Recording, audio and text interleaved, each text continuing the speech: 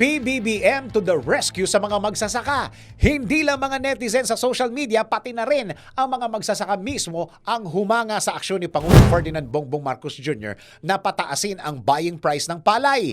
Ayon sa Department of Agriculture, lubos na nakikinabang ang mga magsasaka sa itinakdang bagong buying price ng National Food Authority o NFA sa pagbili ng palay.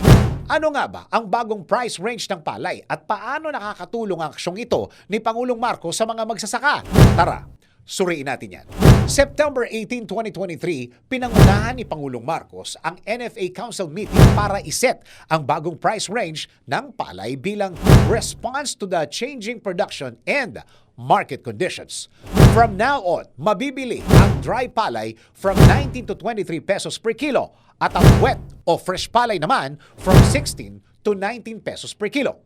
Base ang desisyon na ito sa improving rate ng local rice production dahil sa harvest season. Mababalansin nito ang interes ng mga magsasaka at consumer dahil mai-stabilize ang presyo ng bigas sa bansa. Ayon sa ulat ng Department of Agriculture, nakinabang na ang mga magsasaka mula sa Dipolog City at Surigao del Sur matapos nilang ibenta ang kanilang palay sa itinakdang price range. Malaking tulong ang karagdagang kitang ito para sa mga magsasaka dahil pabor ang bagong price range ng palay para sa kabuhayan nila. Ayon kay DA Undersecretary Leo Sebastian na hepe ng Rice Industry Development, bumaba ang rice imports sa local markets na magandang balita para sa mga magsasaka dahil mas napaprioritize sila.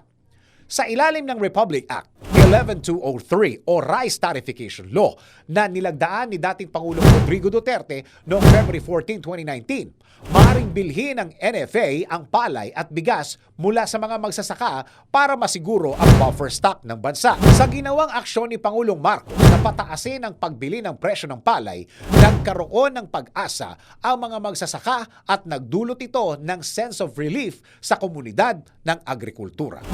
Layo ng Administrasyong Marcos na palakasin ang kabuhayan ng mga magsasaka at balansihin ang presyo ng bigas, kaya masasabing to the rescue si PBBM hindi lang sa mga magsasaka kundi sa mga consumer.